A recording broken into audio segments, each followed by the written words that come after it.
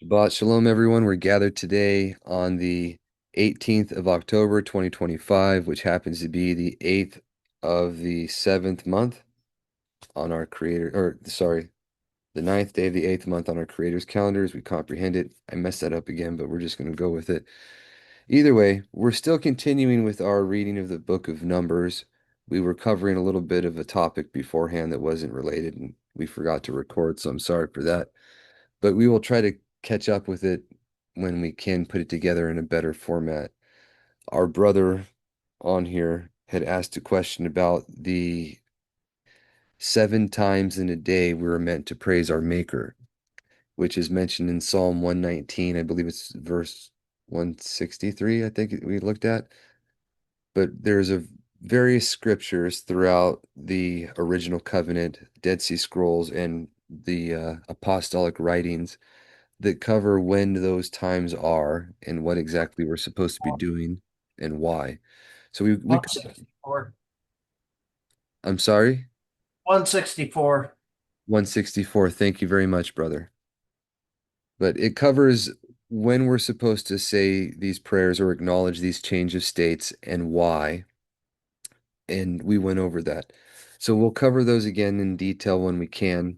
We'll put it together and we'll edit it correctly because the original post was from 2016. That was before I knew his name to be Yahushua and when I was still learning the Hebrew, so I was very peculiar about the vowels that I used in words. But I try to clean that up as I go. So thank you all for bearing with us. However, we're going to be continuing with the book of Numbers, chapter 11 here, and this section has to do with the burning at Taberah quenched by Moshe's prayer. The people lust for flesh and loathe manna. Moshe complains of his charge, and Elohim divides his burden into 70 elders. And then the quails are given in wrath at Kibroth Hatava. So there's a lot to cover here, and I want you to keep in mind the events that happen with the children while they're in the wilderness is a parable of the times that we ourselves are living through. We're in the wilderness of the nations. We're going through this time where we're supposed to be with Moshe, but we're rebelling against him. And once we repent on that Yom HaKippurim, on that Day of Atonement, and we make that change to go turning to him with all of our heart and of one accord, then that's when he's going to take, and this is going to be a proverbially after all of the men of battle that were circumcised are cut off, right? As it happened in the wilderness with them, so it will be repeated. There's a type and things to teach us here. But the point is, um, the ones that the things that happened to our forefathers here are a type for us to learn from so that we can know what is both going to happen and the trials that will come upon us or have come upon us and the things that we ought to do. So, with that, we'll just go ahead and get into it. And one thing we really have to remember is that grumbling and complaining never has a beneficial end with our Maker. He is the author of all existence. He has absolute authority over everything that ever happens. And it's not against Moshe, but it was against him directly that those things were being done, right? When he's given us all his benefits, when he's shown us his amazing wonders, and we still mistreat his esteem in such a manner, it causes problems. It says, and the people murmured sinfully before Yahuwah, and Yahuwah heard and was very angry. And fire was kindled among them from Yahuwah and devoured a part of the camp. And the people cried to Moshe, and Moshe prayed to Yahuwah, and the fire was quenched. And the name of that place was called Burning, for a fire was kindled among them from Yahuwah.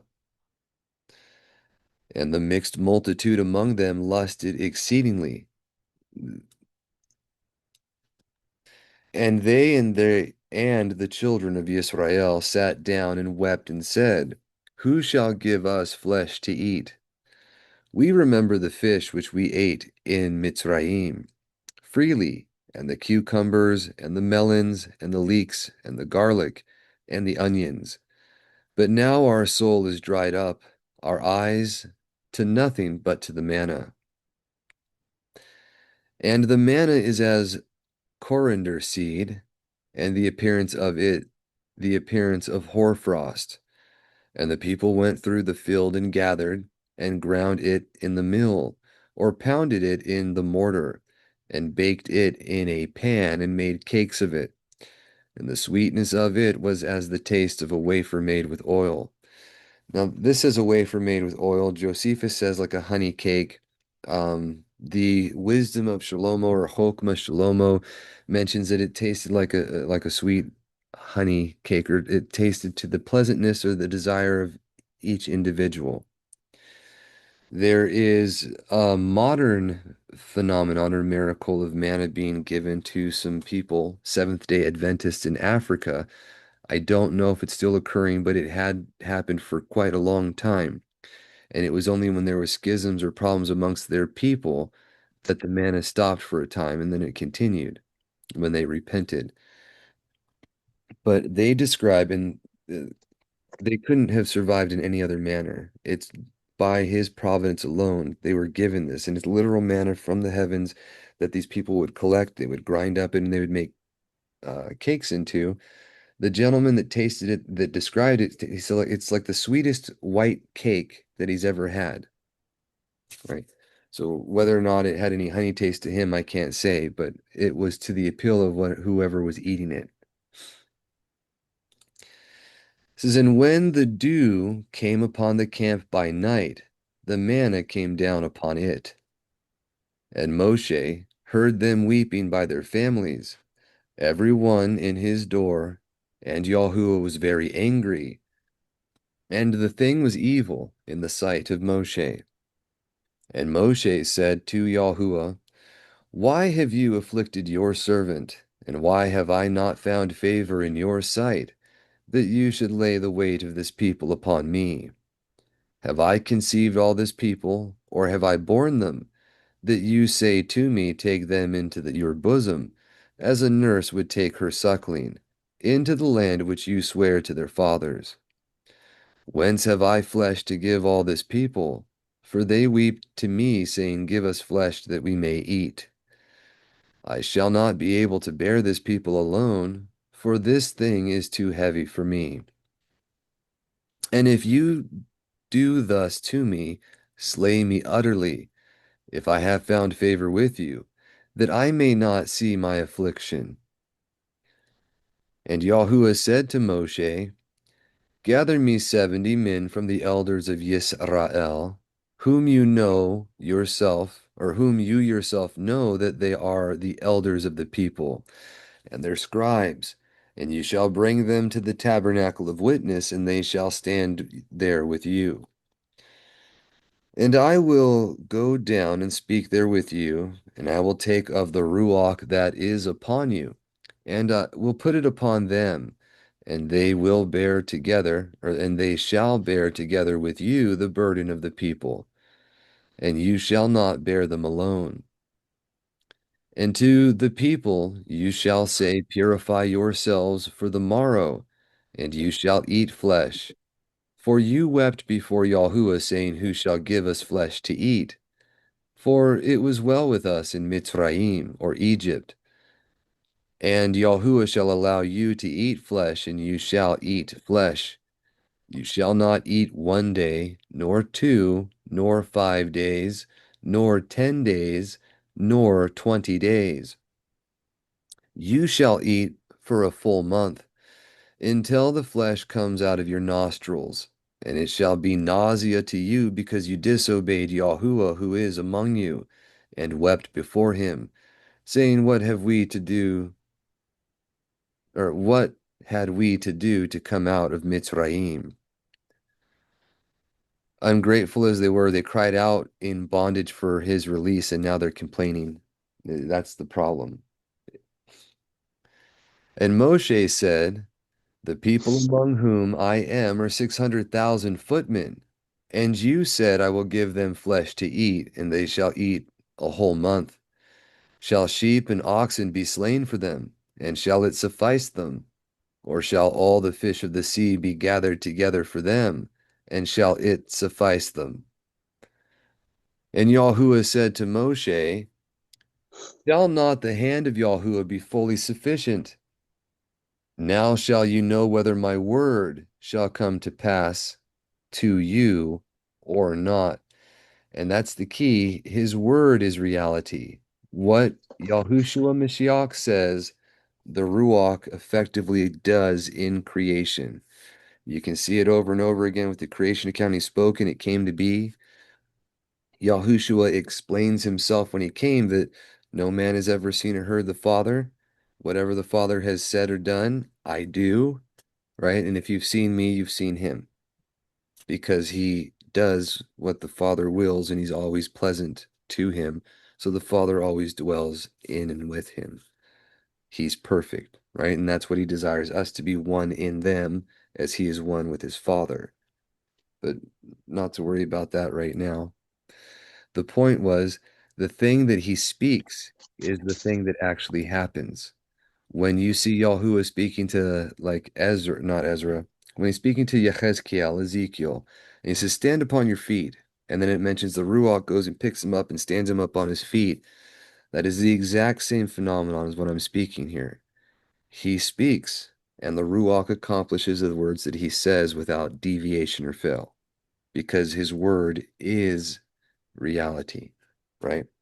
So when he says that they're going to eat for a month of days, it's going to happen. And that's Deuteronomy 13, the test of a true foreteller, just so you know. There's two things that make the condition. You have to come in the name of Yahuwah only. Anyone who comes in another name, or even if they have miracles and things happen and they try to entice you to worship another, they're a false prophet. And then the one who comes in Yahuwah's name exclusively, but the thing that he says does not happen, he's a false prophet. So the only condition to know a true foreteller is that he only comes in the name of Yahuwah and everything that he says happens. It says, and Yahuwah came down, or I'm sorry, right here, and Moshe went out and spoke the words of Yahuwah to the people. And he gathered 70 men of the elders of the people, and he set them round about the tabernacle. And Yahuwah came down in a cloud and spoke to him, spoke to him, and took of the Ruach that was upon him, and put it upon the 70 men that were elders. And when the Ruach rested upon them, they foretold and ceased. And there were 2 men left in the camp. The name of one was Eldad, and the name of the other Modad. And the Ruach rested upon them, and these were the number of them that were enrolled. But they did not come to the tabernacle, and they foretold in the camp. And there's actually a book, now that I'm reading this part, I remember, there's a writing that's called, it's of Eldad and Modad. It's supposed to be the foretellings that they gave while they were in the camp, and it was written down. I believe I have those in a book somewhere. I will try to find them, and if I do, we'll get them up and read them next week so that we can have the continuity of when they were supposed to be given, like we've been trying to do. Okay? It says, and a young man ran and told Moshe and spoke, saying, Eldad and Modad foretold in the camp. And Yahushua, the son of Nun, who attended on Moshe, the chosen one, said, my master Moshe forbid them. And Moshe said to him, are you jealous on my account? And would that all Yahuwah's people were foretellers, whenever Yahuwah shall put his Ruach upon them. Right? And that's the same thing that Shaul is trying to say. Oh, that if only we could all foretell. It's better that you foretell, but that you have any spiritual gift is what was supposed to be manifested as a sign of being part of the renewed covenant. It's why Yahushua had said that even the least in the kingdom is greater than Yahukanan the immerser, because Yahukanan came foretelling, but he showed no signs. And every believer, from the least to the greatest, had some accompanying signs of the manifestation of the Ruach in them, whether it was speaking in tongues or foretelling or whatever. That was the gift that he was giving. And Moshe departed into the camp, himself and the elders of Yisrael, or Yisrael. And there went forth a wind from Yahuwah, and brought quails over from the sea. And it brought them down upon the camp. Now remember, the wind, breath, and ruach are the same word. So he spoke, and then the ruach brought the quails, right? And he brought them down upon the camp a day's journey on this side and a day's journey on that side, round about the camp, as it were 2 cubits from the earth. So there was so much quail that they filled up 2 cubits high and all around the camp a day's journey. And the people rose up all the day and all the night and all the next day and gathered quails. He that gathered least gathered 10 measures, and they refreshed themselves round about the camp. The flesh was yet between their teeth before it failed, when Yahuwah was wroth with the people, and Yahuwah smote the people with a very great plague. And it mentions in the wisdom of Shalomo that he sent the plague among his fat ones. So the ones that were particularly lusting or not being moderate in their eating, but gorging themselves, if you will, they're the ones that got sick. A phenomenon that still happens to this day without having proper moderation in what you eat. And the name of that place was called the Graves of Lust, for there they buried the people that lusted. The people departed from the graves of lust to Ashtaroth or Asaroth, and the people halted at Asaroth. All right, we have some time here to continue. Excuse me about that. This is chapter 12, and it's on Elohim's rebuke, the sedition of Miriam and Aharon. Now, in the Masoretic text, it only mentions that Miriam really was seditious and got corrected, but it mentions in the Chokmah Shalomo that Aharon was corrected as well. We don't actually have that written here. And that's one of many examples you're going to find where any reference of a judge or a leader over the people being seen in a negative light sometimes is removed. The stories with Dawid were not, but like Susanna and the judges with her is considered apocryphal. It was removed from Daniel's writings, not because it's not true, but because it showed judges of his people as corrupt and what should happen to them. And that was seen as repugnant to people who were doing evil in authority, if you can see that. But same thing here. The thing with Aharon for his honor or whatever, it's just not mentioned in the Masoretic text, but it most certainly was something that was mentioned elsewhere. And the idea of our Creator punishing one and not the other for the same offense doesn't make sense. Right, but here we go. It says Miriam's leprosy is healed at the prayer of Moshe. Elohim commands her to be shut out of the host. It says, and Miriam and Aharon spoke against Moshe because of the Ethiopian woman whom Moshe took, for he had taken an Ethiopian woman. And you don't see about that anywhere else in the Masoretic text as well, but it is mentioned in Josephus's Antiquities of the Yahudim. Moshe was foretold of by the magicians that he was the one that was going to bring dissolution and ruin to the Egyptian people. And Pharaoh's daughter conspired to not have him hurt, but Pharaoh contrived to get him killed in different ways. One of the things that he did is he made him his general and sent him off to go fight his enemies. The problem that he had, though, is that he was courageous and successful in his battles, which is what Stephen, the first martyr after Yahushua came, mentions when he says that Moshe was mighty in words and deeds before he had ever done anything for the people there, right? So either way, he was encamping against a city, and this woman said that she would marry him, or if he would marry her, she would let him in. So he did. And they said, has Yahuwah spoken to Moshe only? Has he not also spoken to us? And Yahuwah heard it. And the man Moshe was very meek beyond all the men that were upon the earth. Notice they're talking about another behind his back. It's right. And it's not to his face. But that's something that we're told not to do in Renew Covenant writings, right? If we have a problem with someone, we're supposed to go to them directly, not making a big scene of it. Use discretion, right? But we're given what to do in Matith Yahu. First, you go to them alone, then you take one or two witnesses, and you bring the assembly involved, and then if they will not be reconciled to the truth, you treat them like a tax collector and sinner. They're just outside of the camp.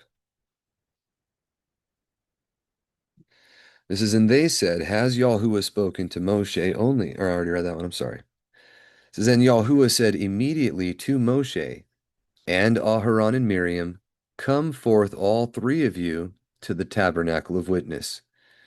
And the three came forth to the tabernacle of witness, and Yahuwah descended in a pillar of cloud and stood at the door of the tabernacle of witness.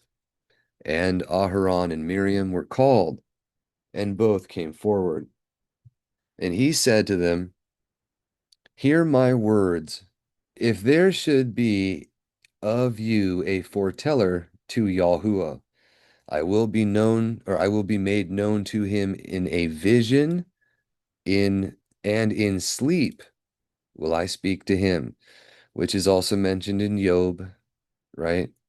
But this is how he appears to his foretellers in visions, which they can be awake or in sleep, and in their sleep when they're dreaming. My servant Moshe, not so, he is trustworthy in all my house.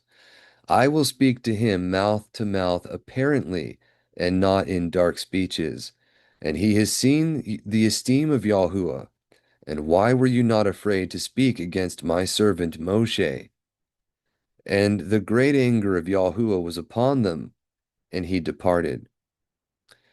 And the cloud departed from the tabernacle, and behold, Miriam was leprous as snow. And Aharon looked upon Miriam, and behold, she was leprous.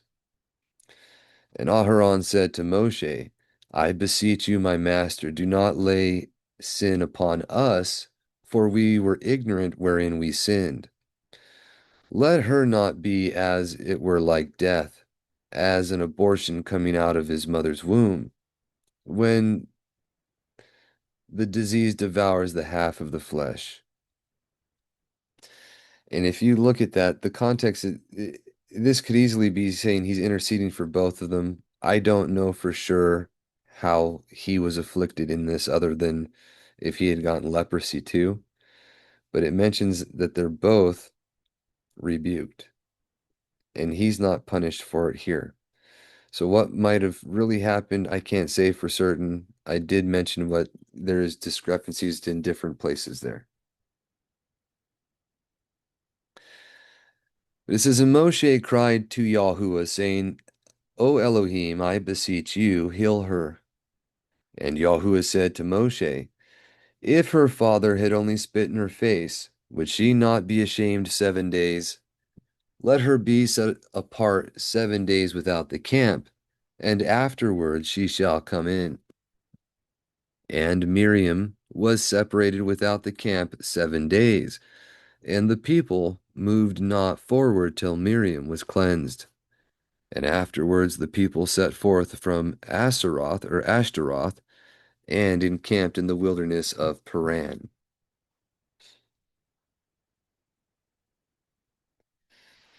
Now, the significance of that, if we're speaking against Moshe or contriving things against those that are in positions of authority without provocation, we're unclean in his sight. And that's the kind of thing that has to be rebuked and corrected, right? So, chapter 13 here. This is the names of the men who were sent to search the land, their instructions, their acts, their relation. It says, And Yahuwah spoke to Moshe, saying, Send for you men, and let them spy the land of the Canaanim, which I give to the sons of Israel for a possession, one man for a tribe. You shall send them away according to their families, every one of them a prince. So the leaders of the tribes, if you will, or the sons of them. Excuse me. And Moshe sent them out of the wilderness of Paran by the word of Yahuwah, all these the princes of the sons of Yisrael.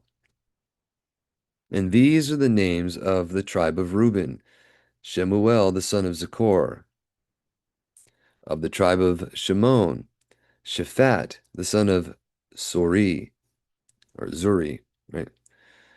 Of the tribe of Yahuda, Caleb the son of Yephanun; of the tribe of Yishakar, La'al the son of Yahusuf;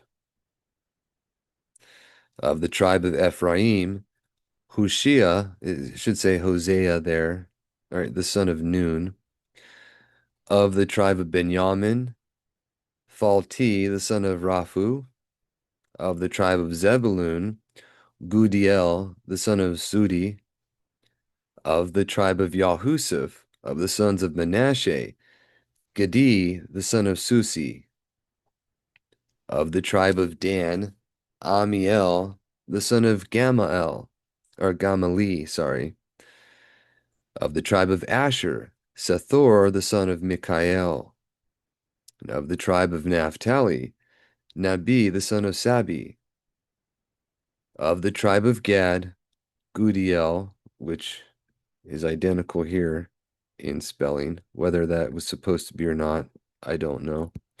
But the son of Makai. These are the names of the men whom Moshe sent to spy out the land. And Moshe called Hushai, the son of Nun, Yahushua.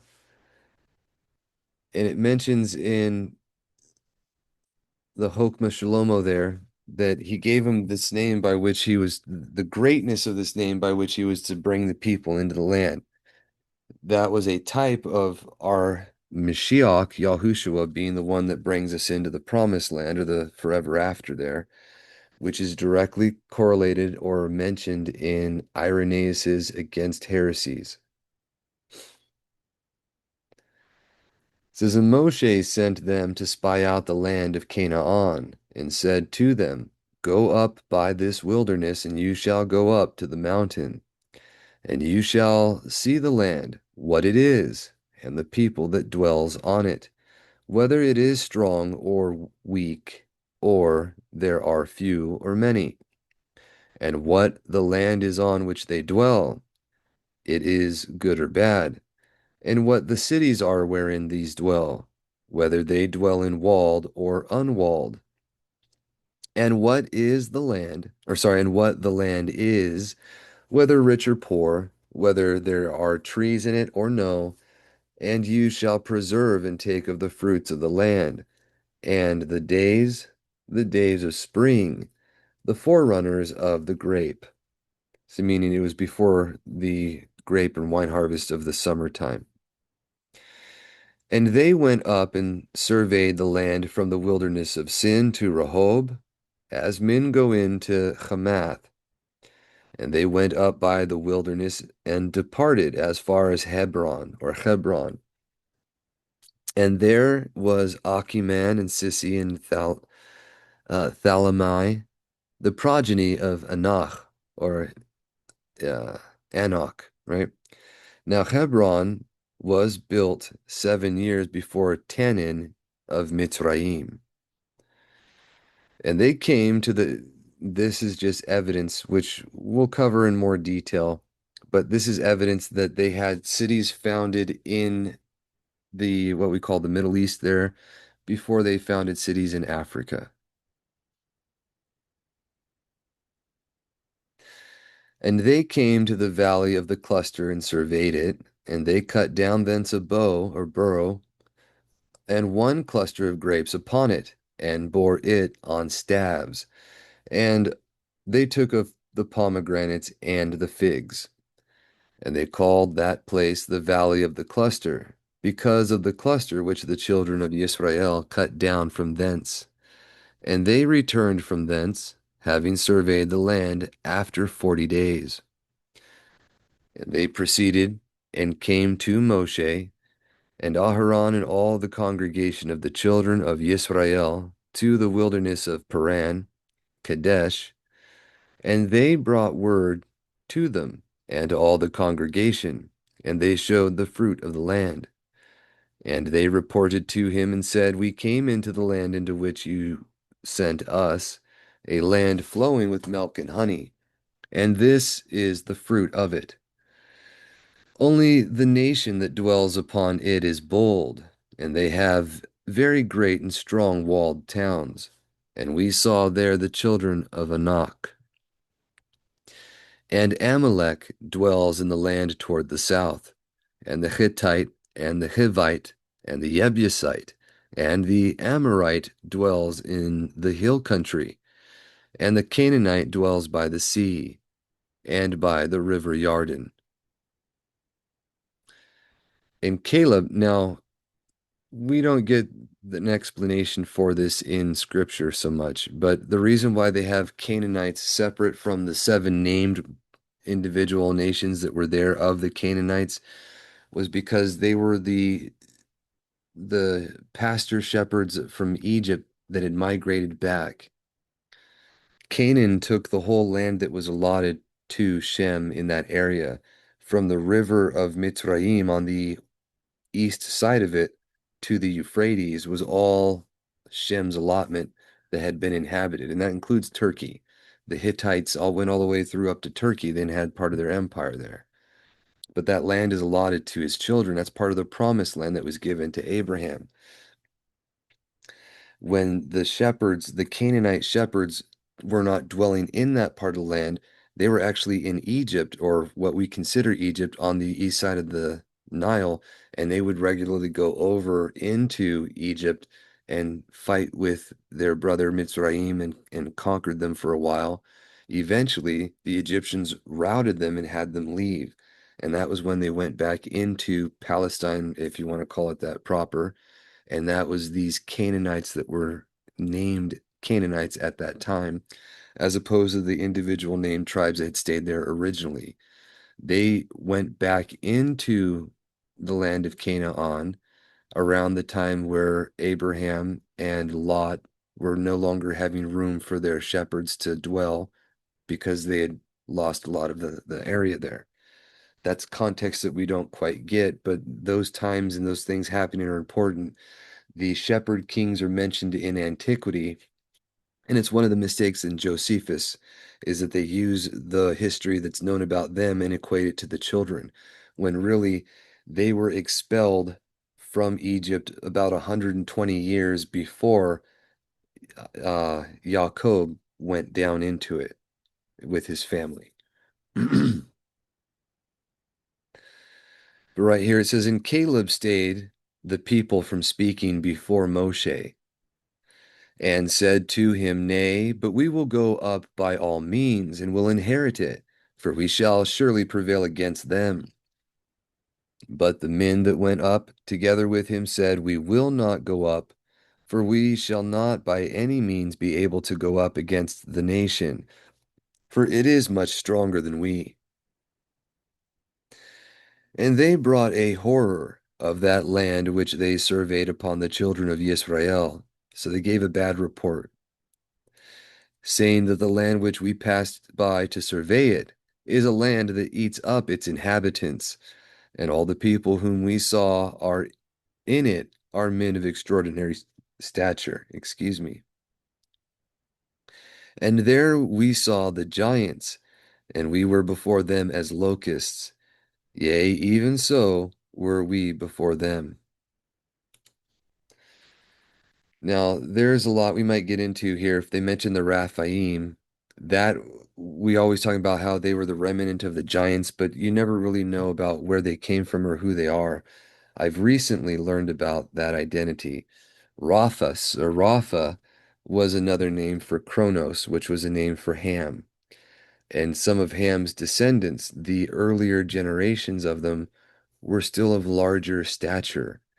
If any of you have ever seen the information that our late brother Ron Wyatt shared about his discoveries, he found the sarcophagus of Noach's wife, and it was 18 feet, or sorry, he found the tombstones and he found the home where they had lived and where they were buried. Someone had came and dug them up and they sold the stuff in the black market, and he had learned about it. The sarcophagus was 18 feet long. They collected a bone fragment from a female hand, and it was a finger bone that's almost as large as a normal man's hand. So they have the evidence of that, but it's just the fact that the people, the earlier we were, the further back you go, the larger they were. After the flood, things changed, and we've been diminished. Even our ancestors, the Germans were known as a large-bodied people. They were very large warriors that intimidated others. The Scythians before them, it was a thing for Israel specifically, but over time we've been diminished and we've been getting smaller, and then some people are getting larger again as well. There's just a contrast that generally, and as it mentioned specifically in Fourth Ezra, the healthy, large, beneficial state that we were in has been diminished over time, right? But right here, we might be able to get this one in just one moment. All right, so this is chapter 14, and this is where the people murmured at the news. Yahushua and Caleb labor to steal them. Elohim threatened them. Moshe persuades Elohim and obtains pardon. The murmurers are deprived from entering into the land, and the men who raise the evil report die by a plague. And the people that would invade the land against the will of Elohim are smitten. So, all very important things that we want to keep in mind. Um, and remember, like Shaul said, everything that is written is for our edification. It's laid down for our benefit so that we can learn not to grumble as some of them did, or not to complain, or not to do the things that bring about the curses, but to do the things that bring about the benefit, right? Right here, you don't get so much of the benefits, you get the contrast of what happens when you just won't do right. The benefits you see in different places, like the reign of Dawid and Shalomo before he apostatized. This is, and all the congregation lifted up their voice and cried, and the people wept all that night. And all the children of Israel murmured against Moshe and Aharon, and all the congregation said to them, would we had died in the land of Mitzrayim, or in this wilderness. Would we had died. And why does Yahuwah bring us into this land to fall in war? Our wives and our children shall be for a prey. Now then it is better to return into Mitzrayim. And they said to one another, let us make a ruler and return into Mitzrayim. And Moshe and Aharon fell upon their face before all the congregation of the children of Israel. But Yahushua the son of Nun, and Caleb the son of Jephunneh, of them that spied out the land, rent their garments, and spoke to all the congregation of the children of Yisrael, saying, the land which we surveyed is indeed extremely tov. If Yahuwah chooses us, or choose us, he will bring us into this land, and give it us, a land which flows with milk and honey. Only depart not from Yahuwah, and fear you not the people of the land, for they are meat for us, for the season is departed from them. But Yahuwah among us fear them not.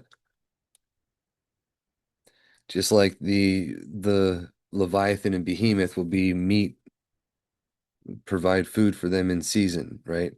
Although they're the beast kingdoms that we're suffering under. It says, and all the congregation bade stone them with stones, and the esteem of Yahuwah appeared in the cloud of the tabernacle of witness to all the children of Israel. And Yahuwah spoke to Moshe, how long does this people provoke me? I do believe this is the first how long, and there are quite a few of these. If you just look at this very phrase through scripture, you'll see his heart pleading to his people. But how long does this people provoke me? And how long do they refuse to believe me for all the signs which I have wrought among them? I will smite them with death and destroy them, and I will make of you and of your father's house a great nation, and much greater than this. Now, this is a promise that Yahuwah said to Moshe. And there is a thing that they talk about. He never reneges on a positive injunction he's given to anyone.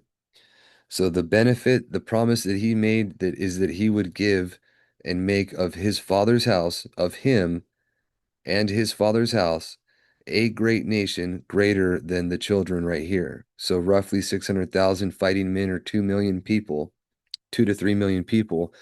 Moshe would have been a nation greater than that at one point, which is actually fulfilled in the renewed covenant times in the land of Mosiah, or the place of the Mosesites, if you will. And that was right on the western side of the Black Sea. They were conquered by Rome and systematically subjugated. Their people scattered. They later would have rebounded or reconstituted in the kingdom of the Lombards after they had been paganized for a while. And then the kingdom of the Lombards themselves would have been one of the three that were uprooted by the little horn because they were monotheists and they didn't believe in the Trinity.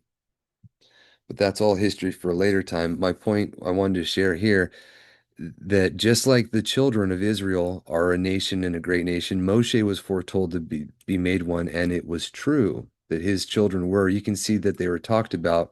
They have tombstones over there that talk about the sons of Louis and Moshe, that the country was named Greater and Lesser Mosea. But if you look at things online, especially with AI, they'll talk about how it's a fringe, non, uh, it's a not true.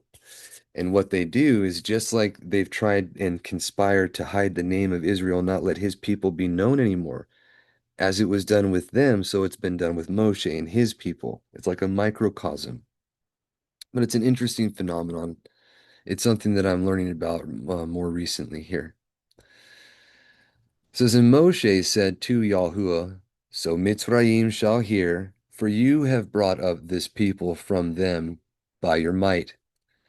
Moreover, all the dwellers upon this land have heard that you are Yahuwah in the midst of this people, who Yahuwah are seen face to face, and your cloud rests upon them, and you go before them by day in the pillar of cloud, and by night in a pillar of fire.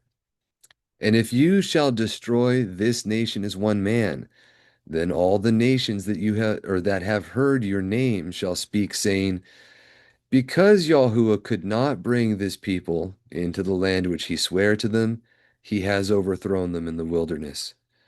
And this is what Moshe is appealing to the great name, his esteem and his honor. For his honor's sake, for his name, don't let it be diminished by this stubborn people. So he's not appealing to anything that these people have done. And this is what Yahuwah says in other places in the foretellers. It's not for your own righteousness, it's for my own sake that I do this. For how is my name profaned, right? And remember, his name is literally his name. It's literally his character. It's literally his reputation, what he's known for. It's all of the above.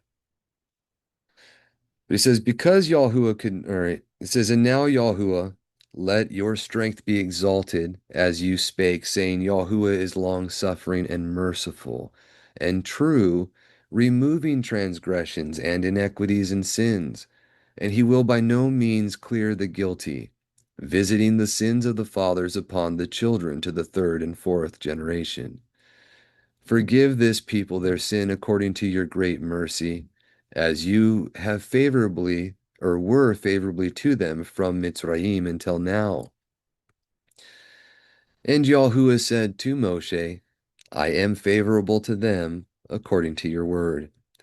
But as I live, and my name is living, so the esteem of Yahuwah shall fill all the earth. For all the men who see my esteem and the signs which I wrought in Mitzrayim and in the wilderness, and have tempted me this 10th time, 10 times in trial, Abraham was found trustworthy. 10 times in trial, Yahusuf was found trustworthy. And 10 times in trial, the children failed him, and then they were prevented. So it's something to keep in mind that we don't want to continue a pattern of disobedience when we're in trials. But he says, and have not hearkened to my voice. Surely they shall not see the land, which I swear to their fathers, but they and their children which are with me here, as many as know not good or evil, very inexperienced youth, to them will I give the land, but none who hath provoked me shall see it. But my servant Caleb, because there is another Ruach in him, and he followed me, I will bring him into the land and into which he entered, and his seed shall inherit it. But Amalek and the Canaanim dwell in the valley. Tomorrow turn and depart for the wilderness by the way of the Red Sea. And Yahuwah spoke to Moshe and Aharon, saying, How long shall I endure this wicked congregation? I have heard their murmurings against me, the murmuring of the children of Israel, which they have murmured concerning you. Say to them, As I live, says Yahuwah, surely as I spoke into my ears, or sorry, surely as you spoke into my ears, so will I do to you. All right. It says, Say to them, As I live, says Yahuwah, surely as you spoke into my ears, so will I do to you. And this is the judgment, what the wrong one fears comes upon him. And this is part of being judged by the words of our own mouth, a phenomenon that you see happen to Dawid himself as king. And it's an example for him as he's over the people. The same thing happens to us, but not on a larger scale.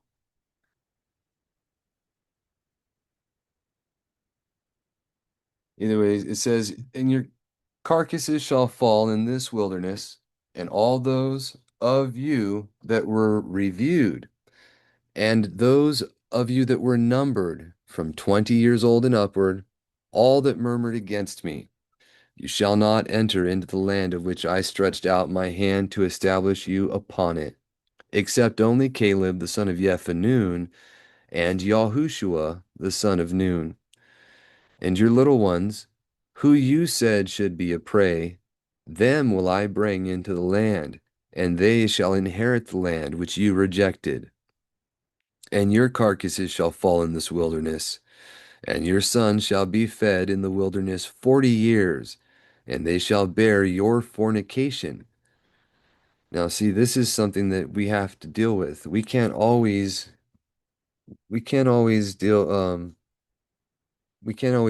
think that everything that we suffer is because of things that we're directly doing.